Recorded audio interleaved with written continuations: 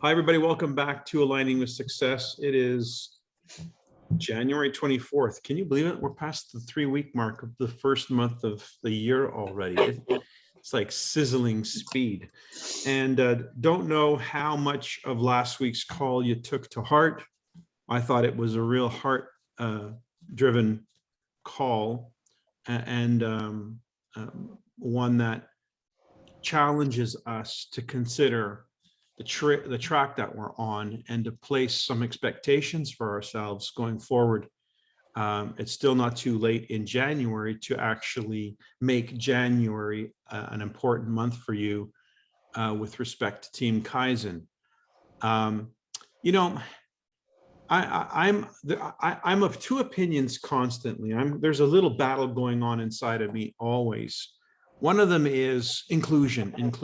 Everybody welcome. We want everybody to feel like there's a place for them.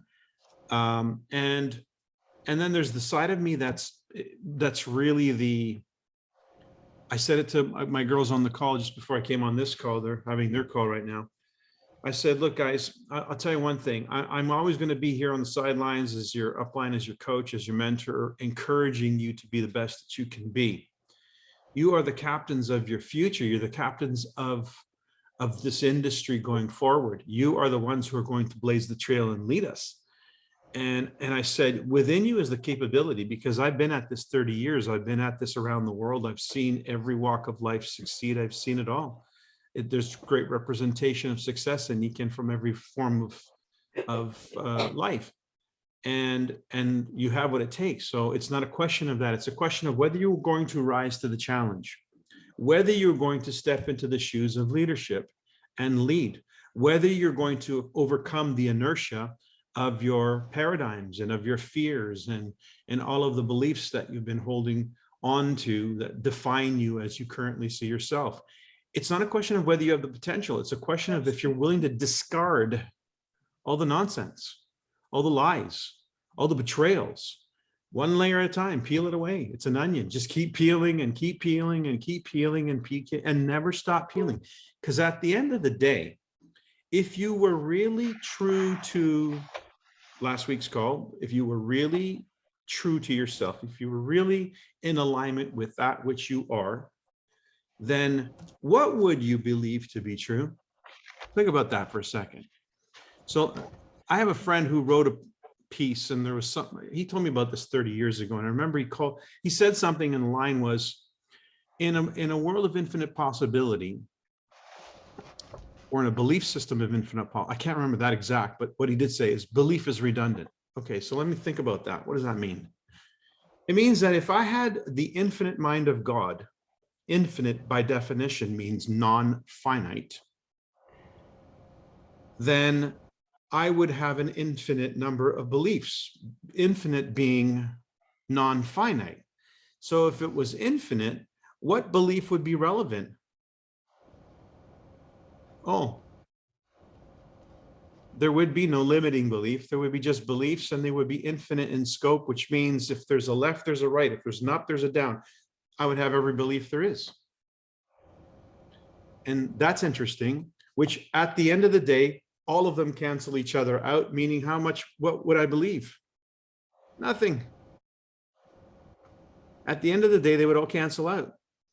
They say that the mind of God is silence and silent.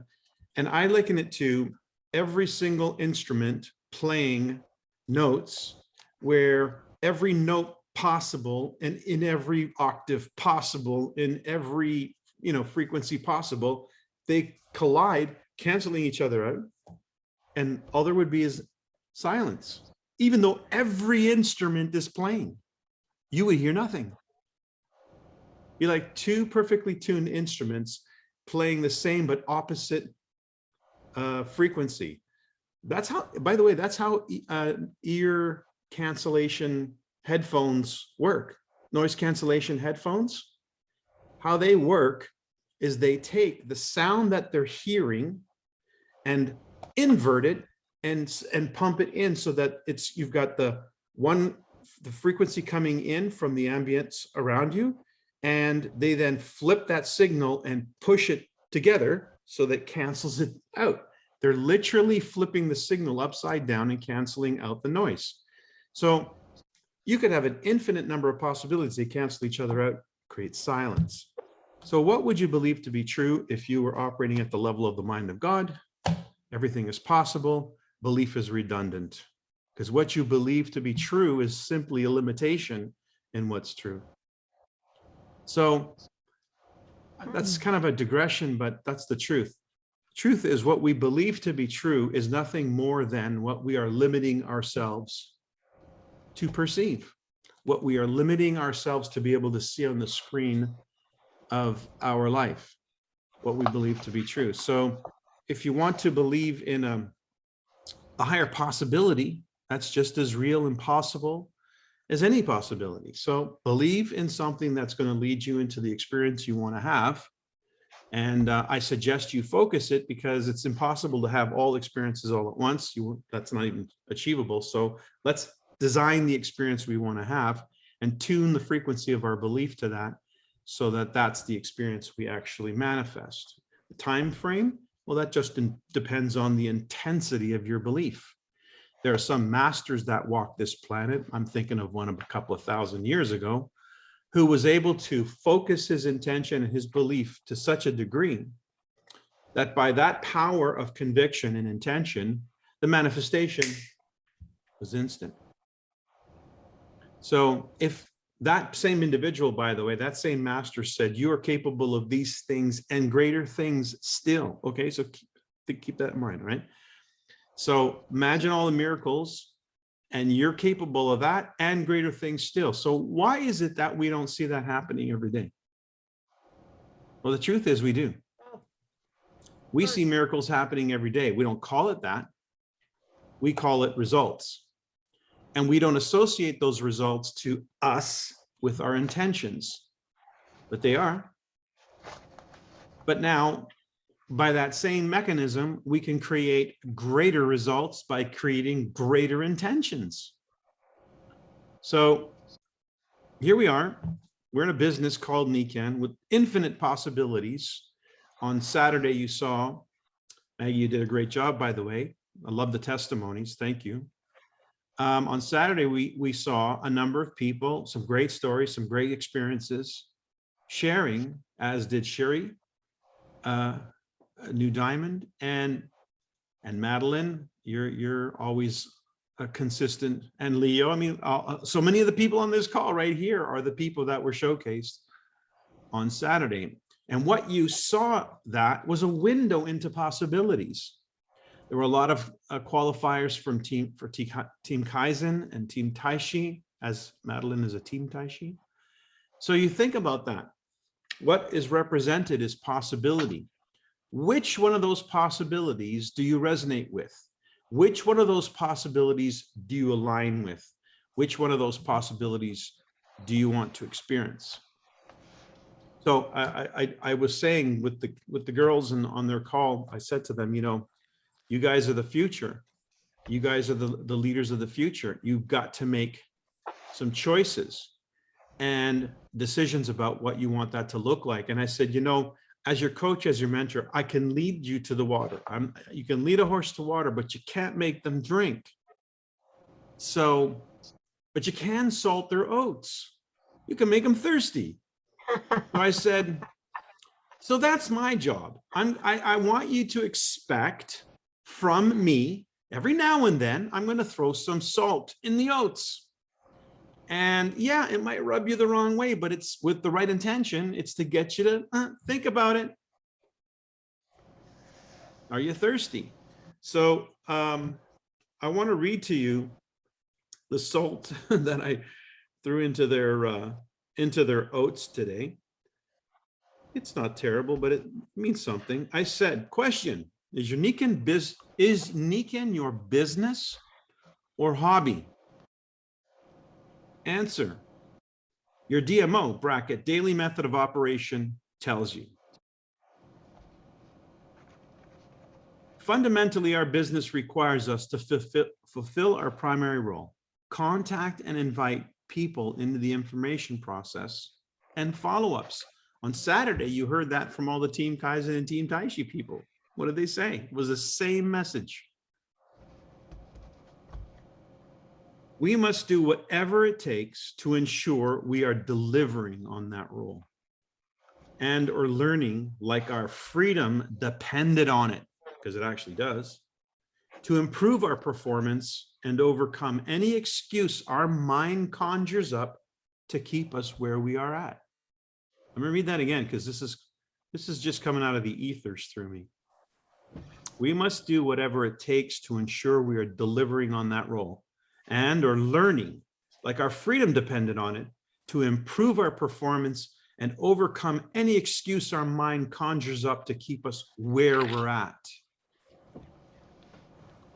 That takes effort. That takes focus. That takes being awake and giving yourself instruction and following those instructions. To which I added, it's easy to have someone demand performance from you at a job in order to keep your job, which represents just over broke.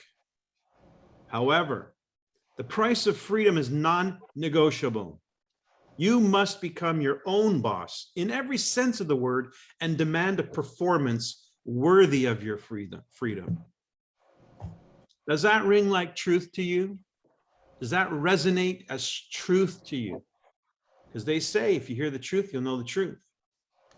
So what we're asking is for you to make some decisions, stand by those decisions, and seek to improve yourself until that becomes the inertia of your life, where you begin to hear the voice in your head discouraging you. You begin to hear the voice in your head taking you away like, hey, the game is on, or whatever it is that's going to distract you from what it is you know you're supposed to be doing. You need to start hearing that voice, because that voice is very loud and it's very active, but it's been so much a part of our life that it's like the background, but it's actually having an impact. We need to start hearing it, and you'll hear it loudest, the very loudest.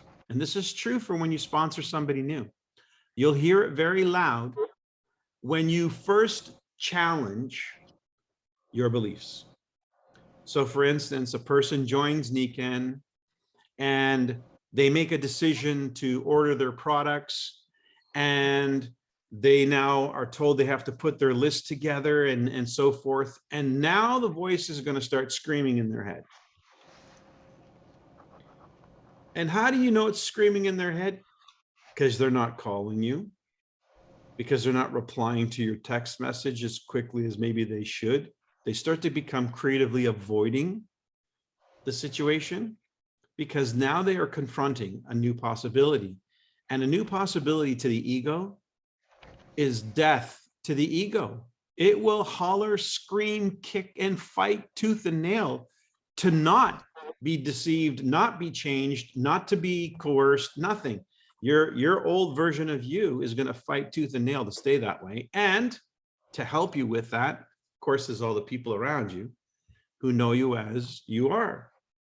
And so here you are making a decision to step out of that, to move above, to rise to the challenge. And the entire support system around you is supportive of the old you, including the voice in your head. How do you overcome that? Like, how do you overcome what's going to be happening 24/7 when you're not on the phone with your sponsor, when you're not on the phone with your upline?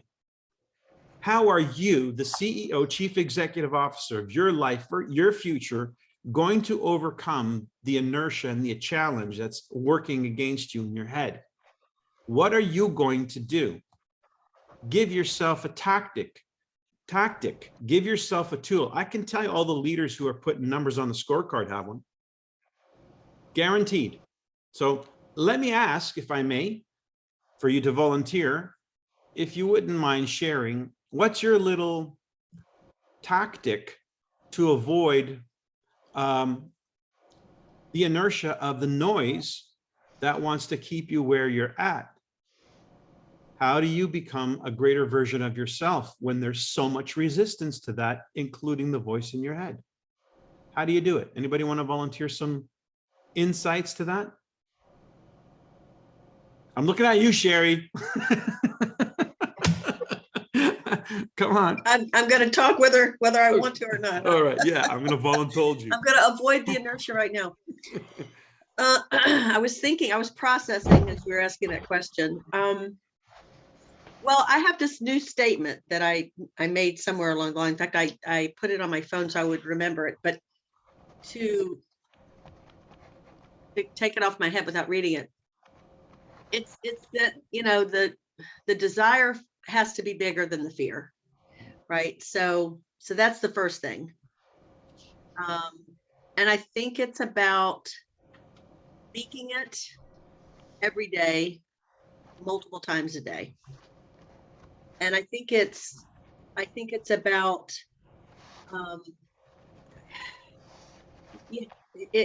for me, it comes down to having a belief of a belief in what it is that I'm dreaming about, what it is that I want, and making it something that when I start saying it out loud, it starts to have a vibration, and I can feel it.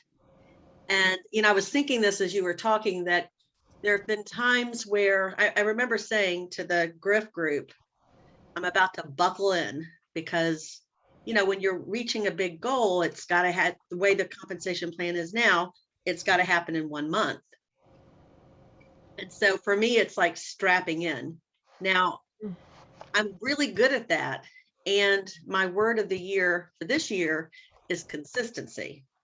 So the key for me is to not wait until I have this giant goal, like I did with Going Diamond. It's about the system and putting in that consistent behavior.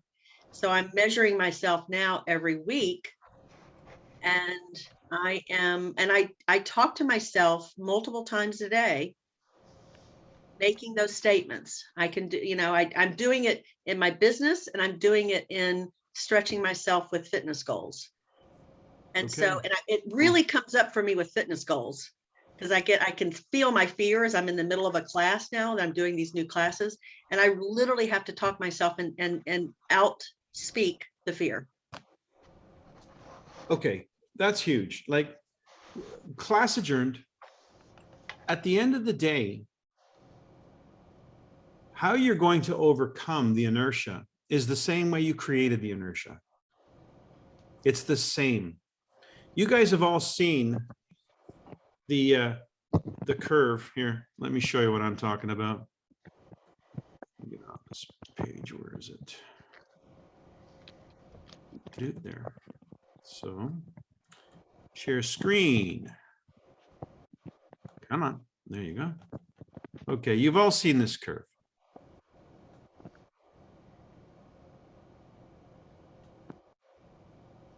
Right? This is in our PowerPoints a better way. It's in my training materials, everything. It's called the compound effect. How we get to anything is the same. It's the choices that ultimately become our habits through repeat. It's the small choices, the small behaviors that become our habits, that compound over time and lead to an outcome that we now know as a result when we take stock of it, when we measure it. Now, what's interesting in this graph, it's of course an exaggeration, but it really helps you understand. There's a point during this graph where you're not really sure if anything's happening. You're not really sure if what you're doing is making a change in anything. So you got to ask yourself, well, what's the window? How often do I have to measure this thing to know if I'm making any progress? Well, we just heard consistency and weekly measurement. Consistency and weekly measurement. So at least on a weekly basis, Sherry's measuring what she's after, what the objective she's looking at is the result after a week. If there's a movement toward that result that I'm after, is there a movement toward that? Because that obviously becomes very encouraging if you see progress. And the definition of success is we are progressing toward that desired outcome. So But notice that it's the same mechanism that drives your behavior or that drives your outcome, whether it's an outcome that's desired or an outcome that's not desired. It's the same thing. It's the flip side of the same coin. What manifests our outcomes in life, what has manifested your current picture of your life, what will manifest the picture of your life that's desired, is the very same thing. Small choices with consistency over a period of time is what creates the radical change. So consider that. It's not about a very big change in behavior. It's about a small but consistent one.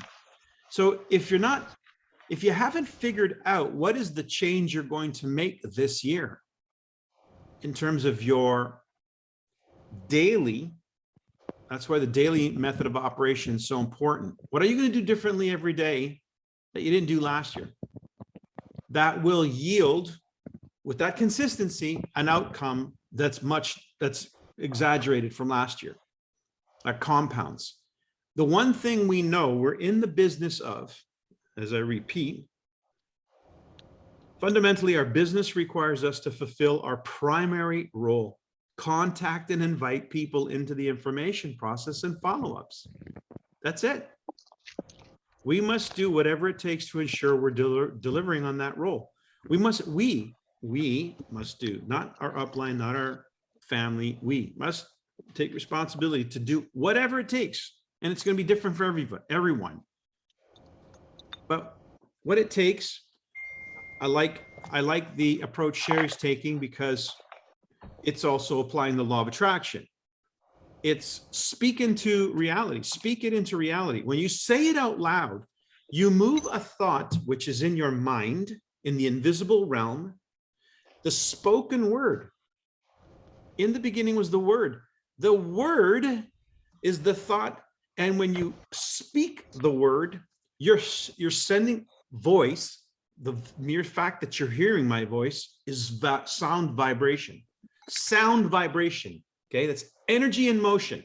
You are literally putting energy in motion into the cosmos, into the physical world. You're transferring an idea from the ethereal in your mind, in your mind's eye, and you're speaking it into the physical world. When you write it, you're writing it into the physical world. Spoken is much, much more powerful because there's emotion in the speech, in the voice. So when you emote the thought, when you speak it, you're literally speaking it into reality. Lazarus, come forth. He didn't just think it, he spoke it. Okay, so when we speak something out loud, we start to feel a feeling that's associated with how it makes us feel. That's something you can all do. How many of you speak by any chance on this call? How many of you actually can hear your voice? So it's not too big a stretch, right? You can all do that, right? So you see, you're already equipped. You already have what you need. The question is whether you're using it in a way that brings you this way or brings you that way, brings you up or brings you down. So speak into reality what brings you up. Think about this for a second. When I said, hear the voice in your head, that voice in our head has us speaking out loud very often what we don't want to experience. Ask yourself, for instance, think about what you said today out loud somewhere, whether it was to yourself, somebody around you, a phone call. Did you say something out loud that you actually wouldn't want to experience, wouldn't want to happen? How often do we do that?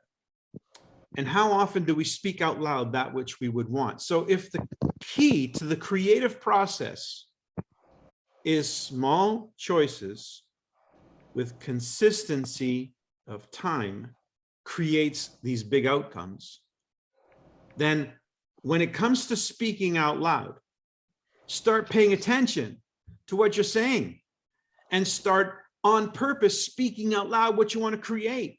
So write it down. Put it in words, put it on your phone, make sure it pops up on your phone at 10 o'clock or 8 o'clock or 7 o'clock in the morning. And again, at 4 o'clock or 5 o'clock or 6 o'clock, you can program it into your phone so it actually jumps out at you. It's called a to-do list or whatever, reminder. Set your reminder and then speak it out loud, what it is that you wrote. Now, is there a good way to write something? Is there a proper way to write something? Well, the lessons I've learned are that you write it as an affirmation as though it has already occurred. So how would you begin something in the way of a sentence for something that has already occurred? How would you ask the universe for this thing that has already been received by you? What would be the first words out of your mouth? Anybody? I'm grateful. Yeah. Gratitude. Thankful. Thank you. Thank you. Those would be the first two words out of your mouth. Thank you. Now that. Thank you for blah. So speak it. Speak those words. From what we've just talked about right here is a person consciously activating the law of manifestation. It's happening 24/7. You're creating 24/7. Your body right now is your creation. You think it's your DNA. Wrong. Your DNA is written every minute of every day with your thoughts and your feelings, supported by your actions, which are a consequence of your thoughts and your feelings. So your body is a mirror, a reflection of yourself, as is all disease. So, yes. In the book of Psalms, I don't recall exactly which book and which verse, it says, Hermanti ki adaber, I believe because I speak. Ooh, I like that. I thought you would. Oh, yeah, I believe because I speak. So you speak into reality, and then you become that. You begin to believe what you speak. And if you become speaking of positivity, things that you want to see as an outcome versus negativity, things you don't want to see as an outcome, you will begin to experience those things because that becomes the dominant thoughts that you're speaking into reality. And there's a special power in saying them in the holy language. Well, I can tell you one thing. I don't know the holy language personally. I don't think I do, unless it's just intuitive, but I do know that ask whatever you ask for and you pray for, ask as though you have received it and you shall receive it. So that's a pretty good instruction. Start with, I'm grateful. That verse actually comes from this one. There you go. So here we have like literally the golden thread of truth and manifestation. So understand that the outcomes that you saw on Saturday, the success stories that you're hearing in Nikan are people who are applying this. They are applying this every day. They're simply on a daily basis doing something with some consistency that's in alignment with what they want to experience. I see hands up, so let's go to those hands. Madeline? As I shared on Saturday, I need to shift a bit more focused in order to have that depth, not just the width. And so I took the Eric Worre course. And then from the Eric Worre course this week, I wasn't going to do it. And on Sunday, Tony Robbins showed up. So this week, starting tomorrow for 5 days from 2 to 3:30 p.m. is like something like 800,000 people. And it's free for 5 days and anybody can still go to it. Go to Tony Robbins, you can still get in. So I accidentally came across it yesterday and ended up staying up until like 1 doing the first 2 pre-exercises. And today jumped onto the 3rd exercise. So it's pretty much a summary of what you're saying here. So I've decided that I'm just going to do that to kick myself in the butt. And I'm also listening. I mentioned last week about Mel Robbins, and she has this 5, 4, 3, 2, 1, change the channel and do the high five of the mirror and these little techniques that have been helping me focus. And she talks about, and they did in this first lesson, is it isn't just visualizing it and speaking about writing it down, and to write down something reasonable. So every day so far, I have 3 specific measurable things I'm going to accomplish that day, because I can put too many things down and I don't get anything done, or at least I don't think I do. By the end of the day, it is. And so I'm working on those little habits that I know that I need to get me back onto the schedule of into the digital media. And one of the things we have to do with this is we have to make our little Facebook video, and he's going to be reviewing these before we meet with him tomorrow, or some of them, and a Facebook Live. But he started out with one of the definitions is secret to happiness. It's not money, fame, freedom, or even love. It's progress. Progress in those tiny little habits that you change and that are going to change the same thing you just went through now. One step at a time, just one step at a time. So how do you eat the elephant or whatever? And we had to do a little exercise yesterday in preparation. Is what we don't want to do is we're all in our comfort zone. And I think we all are. It's real comfortable to sit here and watch all these Zooms and listen to it over and over and over again for hours. We have to get into action. And so and it's easy. You don't have to, you can put a scarf from here up and your pajamas on the bottom or whatever. It's just so much looser to have gotten into kind of some bad habits that we do need to maybe change some of those habits. But what is it that I did today that was uncomfortable for me, and actually record a video about it, or something in our life? How did I feel actually even thinking about it during or after? What did I regret afterwards? And changing the comfort zone. So, after just listening to the first 2 little 10-minute lessons to kind of prepare you, and then there's this huge, to join this Facebook group and seeing everybody writing all their little notes and so forth. So it's pushing me into that uncomfort zone that I had listed. I've had listed since the beginning of the year on my 3 little things that I'm journaling every day. Started out, as I mentioned, on Saturday, making LinkedIn comments and so connections and calling and interviewing people. And so I had it in my mind. I spoke it out. I've been following this Mel Robbins, interesting, even the same last name.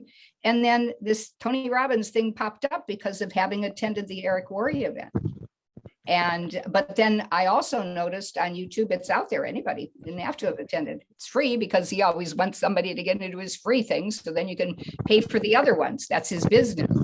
So it's really hooked to get in. And that's what we were asked to do today. Tell as many people to join it.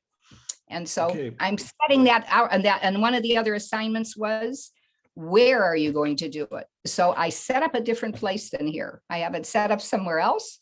I'm going to be there at those times, and I put it into the calendar, and I'm just going to give myself that consistency for those 5 days, for those 90 minutes each time.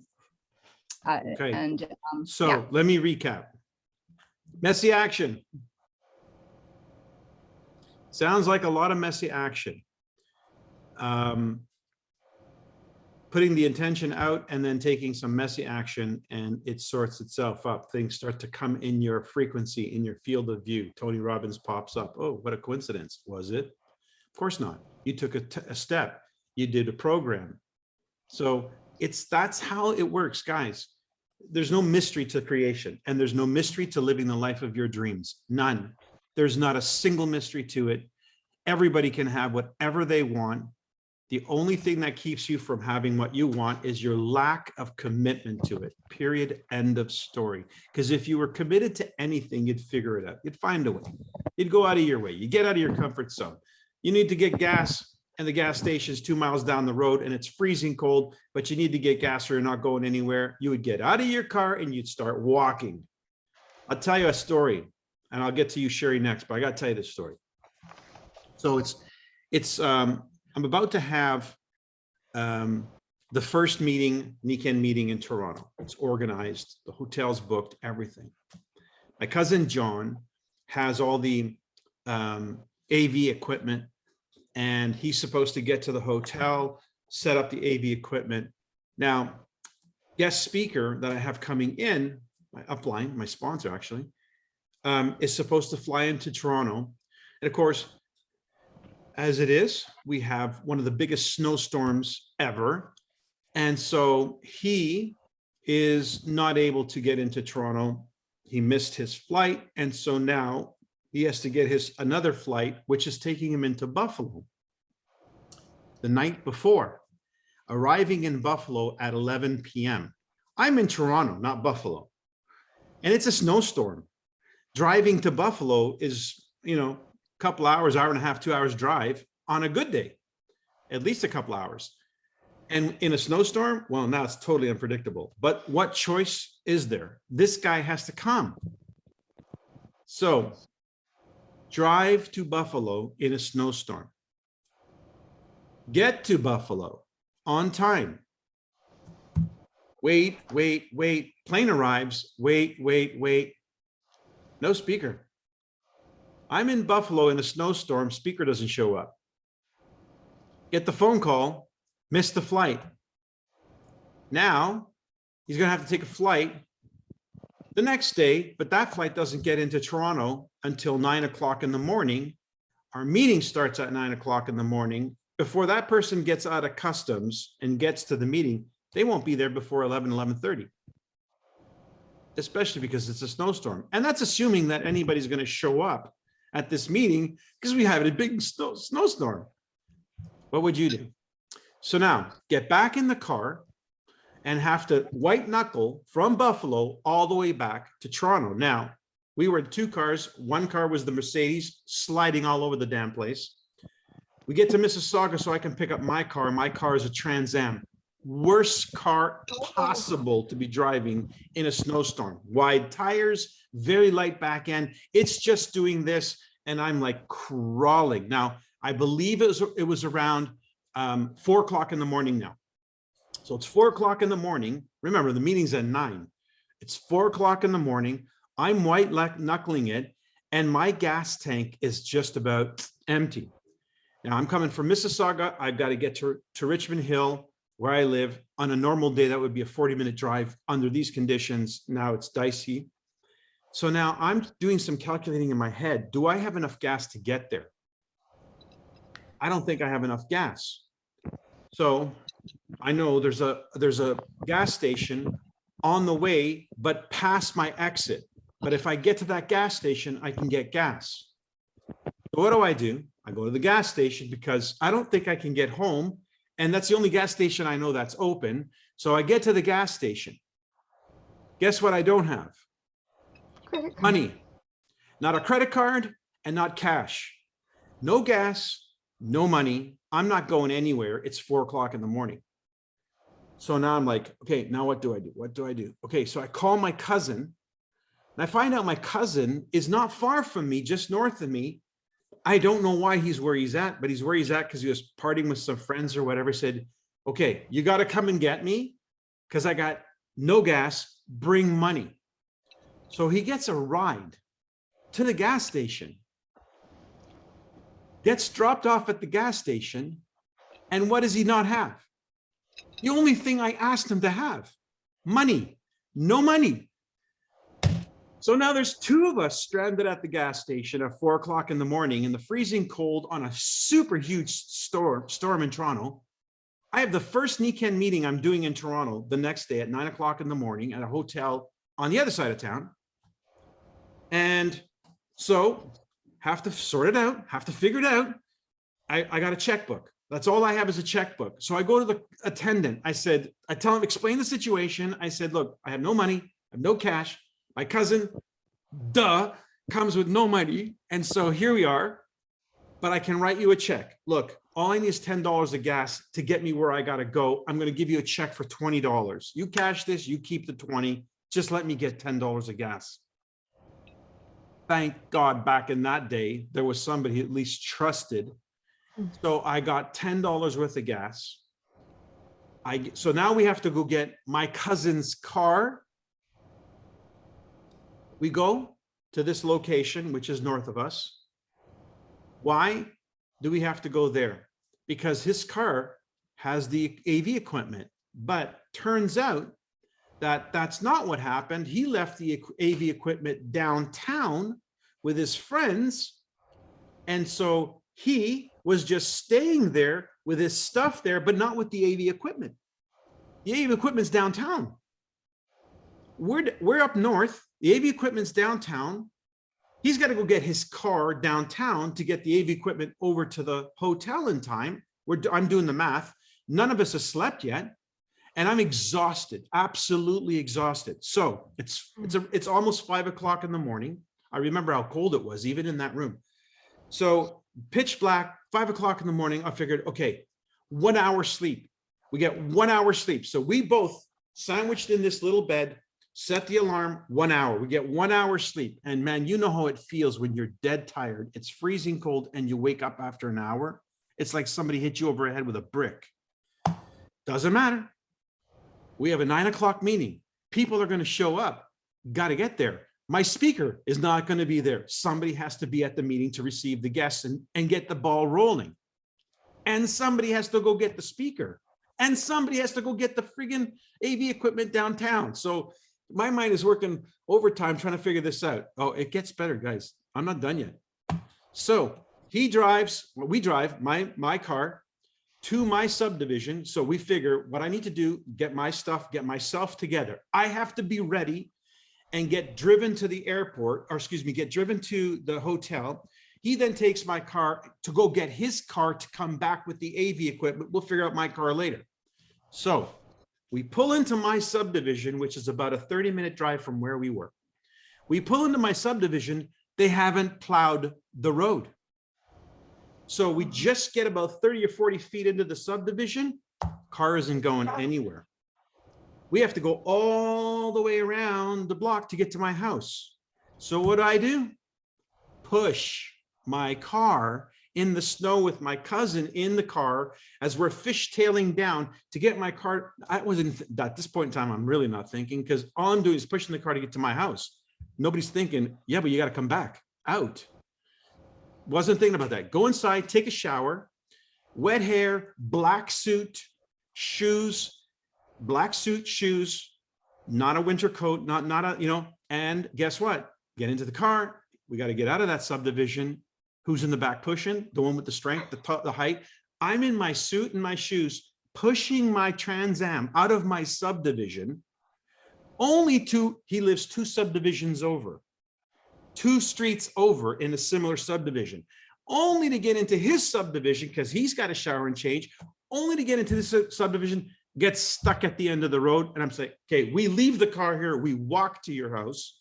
We get him showered, changed, walk back to the car, and then we execute the plan to get me to the hotel so I can at least prep for the people that are going to come. The rest is kind of weird in history, but 43 people showed up that day.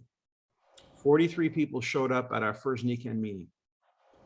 What it took for me to put that meeting together, to make that meeting happen, and then of course our speaker shows up 3 hours after the fact. I'd already done the presentation, which I didn't even know how to do. I was just taking notes from the audio cassettes I was given. Guys, when you make a committed decision, when you're serious about something, you pull all stops out. You just do whatever has to get done. You figure it out. That's the difference between success and mediocrity. Mediocrity is, I'll figure it out later. Well, you know, apathy. Success is, there is no later. There's right now. The only power I have is in the moment. And what's the decision I'm going to make right now? Because it's going to affect the next moment. That's the difference. There's no mystery to success. And I, you know, that was my very first NECAN meeting. I can tell you, man, I have had all kinds of strange things happen at NECAN meetings. I've had meetings where nobody showed up. Doesn't matter. You do what it takes. And you don't complain about it. I mean, you will complain about it in the moment. But at the end of the day, who do you have to look at? Who do you have to pat? You know, when you look at yourself in the mirror after an accomplishment and things like that, you're going to be a proud person. You're going to be proud of yourself. And that's going to give you self-worth and self-esteem. And you know what people enjoy being around? People who have self-worth, people who have self-esteem, because those people have some confidence. Those people have an opinion. Those people have something to share. Because they're not afraid. They're not afraid of the future. They're not afraid to do what it takes. They just do what it takes because that's what's called. Sherry. That was the story. Like yesterday, I remember that so vividly. Wow, that's incredible. Well, what I wanted to share, because I wanted to speak it out loud, is I had this aha. And that is, I can think about every big goal I've put out there for. It had not been a rank advancement for a very long time because had been platinum for decade plus. So it was like a team Kaizen or something of that, or the trips or whatever. So it would be putting out this goal, and then it became this game, because once I started understanding the law of attraction and speaking it, sometimes it feels comical at how quickly the universe would provide it. Like one time I was running for Team Kaizen, and I was with a consultant, and she's like, she needed to get to executive. And I said, I don't know where it's coming from. I just know it's coming from. And within about 5 minutes, we got a call from somebody that placed an order that, tipped it over. I mean, it's kind of like put it out there and then wait and see what happens. So, and what I've learned about that is that it has to be, you have to speak it, but you have to believe it.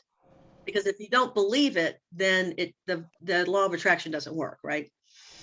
So my aha is that it's always so fun when I'm running for these big goals. And so, but my word is consistency.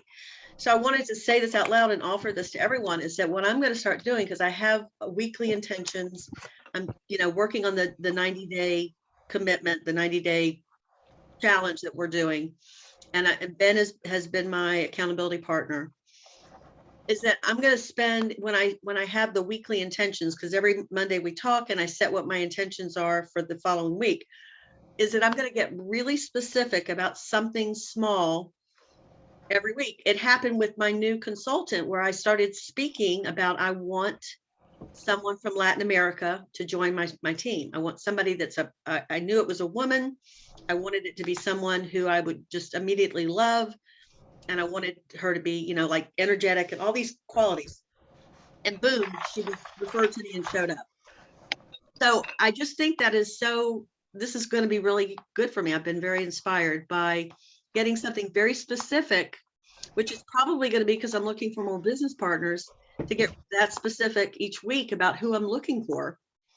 I'm telling you, when you get that clear and you have a belief about it, it's, treat it like a game, because it's kind of a game of what can you manifest. So I offered that up. I'm gonna bridge something, because all my life I was taught, and I've read, belief. But then if you have but the faith of a mustard seed, you could say to this mountain, move, and it will move. That took over a whole new understanding for me, that phraseology. Belief is experiential in nature. We own a belief when we've experienced something, either personally or through someone else's experience. That's how a belief comes into existence. Remember, in a universe of infinite possibility, belief is just a limiting thought. It's just a redundant thought, but it's somebody's thought. It came from somewhere. So while they say, you need to believe, what happens if you haven't had an experience until now that you could really lean on, that's sufficient in its power to move you emotionally to take those actions? Well, here's what happens. You replace the notion of belief with faith. What is faith? It's the absence of belief. It's, how do I fill this gap of, I'm told I need to believe to manifest, but this seems to be where I'm having trouble. This is where my mind, the subconscious, and all the beliefs that have already been pitched to me and absorbed by me, that inertia is overcoming my sense of being able to create this conviction, this new belief. How do I shut down the voice? How do I absolutely annihilate all the beliefs that are in opposition?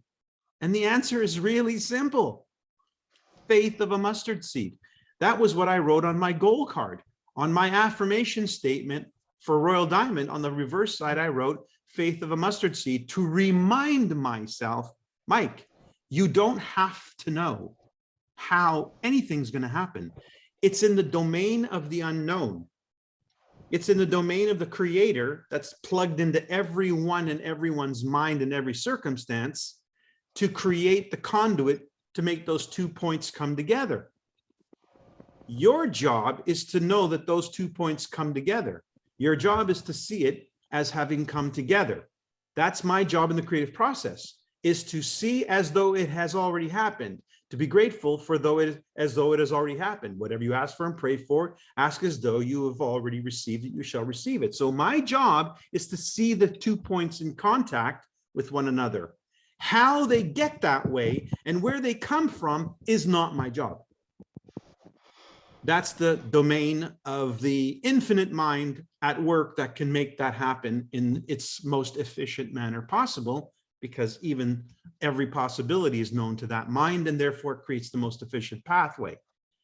So think about it. If your job is just to know what the outcome looks like and to have faith, which is another word for, I believe, trust, to trust that there is a power, to trust that there is a mind infinitely more intelligent at work in your life than your conscious mind, that is making the stuff happen in your life, that is happening in your life, those coincidences, through your thought process, through what you're creating, it's in the background connecting the dots constantly. Well, if we trust that that's happening, that we are actually the creator, co-creating this reality with the higher power, that's the manifestation power.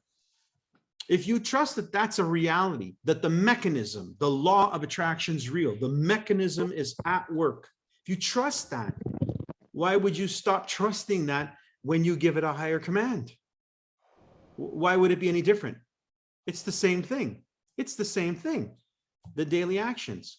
So why not create a daily action, speak it into reality, that which you want to experience as an outcome, measure it with some degree of accuracy, maybe weekly, and operate every minute of every day as though it were impossible not to succeed.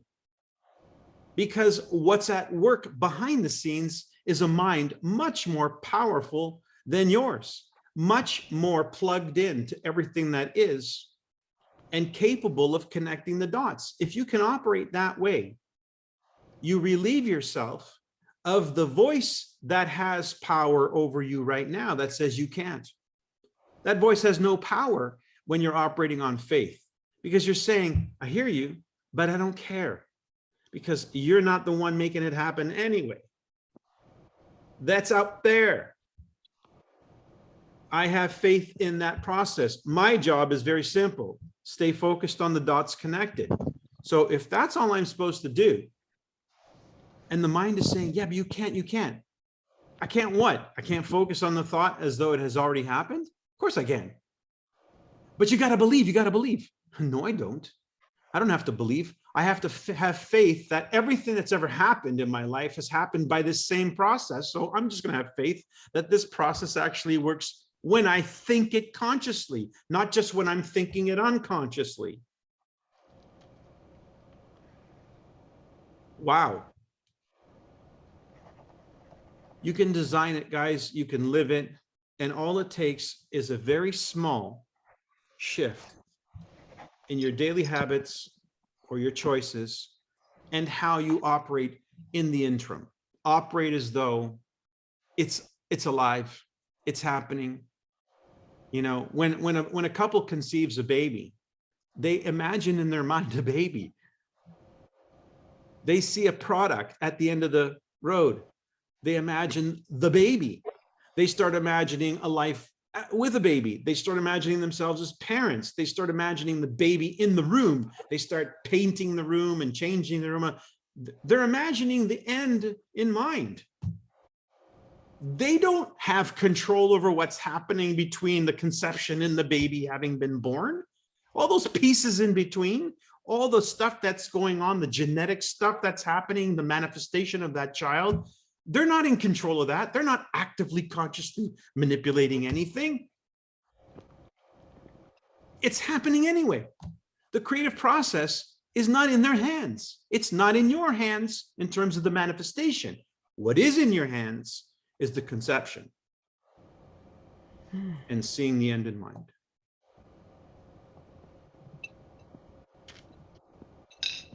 So with that in mind, get busy. Get busy being a conscious creator. I mean, honest to goodness. And if you take time out to watch a football game every now and then, that's okay. You're allowed. Just don't get caught up in it. Just be entertained by it. Turn it off when it's time to turn it off and get back to the real world of creating the desired outcome. So, folks, don't make 2022 a reflection of any other year. Make it a reflection of 2022. Design it, see the outcome, imagine it as though it has already happened. Figure out what thing I can do every day that's in alignment with that outcome. Who would I have to be if I were a Team Kaizen qualifier for 2022 or a Team Taishi qualifier for 2022? Guess what? I'm going to Japan in 2023, and you do not want to miss that trip. Trust me. It's the most fascinating culture on planet Earth. So you win the trip to Japan in 2022. What would I be thinking on the day and feeling on the day that I cross all the metrics? I cross all the I's are dotted, all the T's are crossed. I'm that. I've done it. It's done. It's October 31st, or October 29th, or September 8th, or whatever it is, November 4th. Done. Done. What would be the feeling? You just heard the feeling in my... That's the feeling.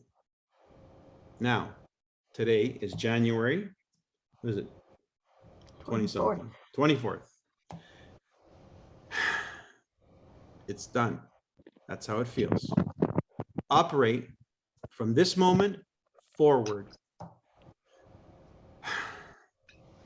It's done. That's the feeling. That's what you remind yourself. Act as though it is done. Whatever you ask for and you pray for, ask as though it has been received, it shall be received. And how do you align the feeling of it with gratitude? Gratitude is a state of feeling. What does it feel like to be grateful?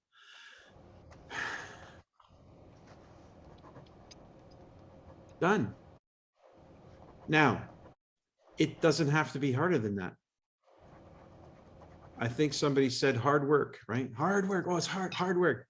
Bob Proctor used to tell me, if hard work is what you think it takes to succeed, perish the thought. That's the worst way to succeed. Why hard? Who told you it has to be hard? Why not easy? It's the flip side of the same coin. Same process. You're going this way or that way. What? Choose. You can play this recording back, because I think in this recording is absolutely everything.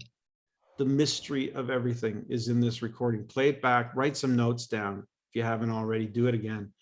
I honestly believe that the change that you need to make is within your reach, because it's a small change, and it's a change that we can enact on a daily basis through the way we think, the way we feel, the way we act. How would you act if that's how you felt? I would say you'd act very differently, and you would expect very differently, and you would interact with people very differently. Because if it's done, it's with this person or without this person, it's going to be done anyway. So I'm just going to be the best I can for the person in front of me, because it's not dependent on that person. It's already done. Oh my God, think about it. Talk about a stress reliever. That's how you manifest as a conscious creator, empowered by the infinite mind of the creator to enact itself through you by you aligning with it and being focused and clear about that little thing you want to do. And speak it into reality with consistency. Measure it weekly. Trust me, you give yourself a month of this, and if you're not absolutely convinced, I'll eat my shorts. So there's the challenge. All right, everybody, thank you so much. Everybody who had a 2 cents worth. And by the way, the rest of you who have not spoken on this call, please, the floor is open. When I open the floor, it's for anyone. Feel free to jump in. Your 2 cents is worth something. Your voice is worth something. If this platform is not a platform that you feel comfortable sharing, then we've missed the mark. This is a place for you to gain your voice, to gain your confidence, because we need all the help we can get if we're ever going to see our vision of Niken become a reality. We need all hands on deck. So thank you, everybody. See you next go round. Thank you, Michael. Thank Thank you, you, Mike. Mike. It's really good. Great call, Mike. Thank you. Thanks.